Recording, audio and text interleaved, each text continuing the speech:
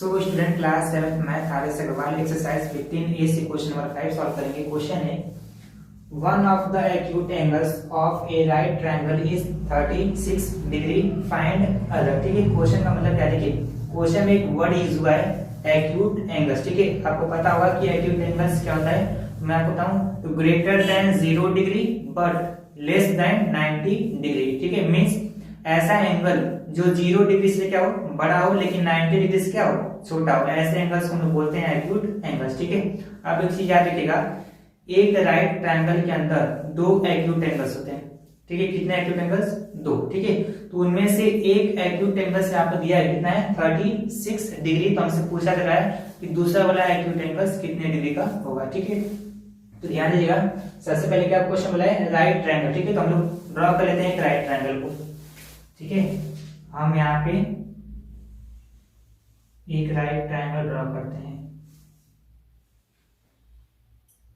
ठीक है, इसका नेमिंग कर लीजिएगा ए बी सी। ठीक है, यहाँ पे ये नेमिंग ये एंगल कितना है 90 डिग्री। ठीक है, नेमिंग आप कुछ भी कर सकते हैं, कोई दिक्कत नहीं उससे। ठीक है, अब देखिए एंगल बी कितना हो यहाँ पर 90 डिग्री। ठीक है, अब देखिए एंगल ए और एंगल सी ये दोनों क्या है एक्यूट एंगल्स है। ठीक है, तो इन दोनों में से किसी एक को मान लीजिए कि 36 डिग्री है। ठीक है, मैं मान लेता हूं कि जो एंगल ए है ना, ये जो एंगल ए है ये कितने डिग्री का है 36 डिग्री का है और हमें एंगल सी क्या करना है फाइंड करना है। ठीक है, तो ध्यान दीजिएगा, लेट कर लेते हैं यहाँ पे, let the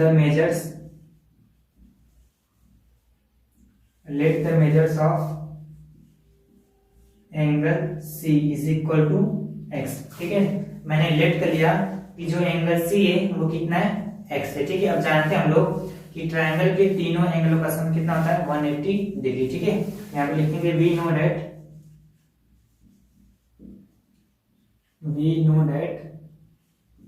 some of all angles in a triangle is 180 degree. ठीक है, हम जानते हैं कि ट्रायंगल के तीनों एंगलों का सम कितना होता है 180 डिग्री। ठीक है, देयरफॉर ठीक है, देखिए angle A plus angle B plus angle C इन तीनों एंगल को ऐड करेंगे ना तो ये किसके इक्वल आना चाहिए 180 डिग्री के। ठीक है, देयरफॉर आइए इन तीनों एंगल को लोग ऐड करते हैं।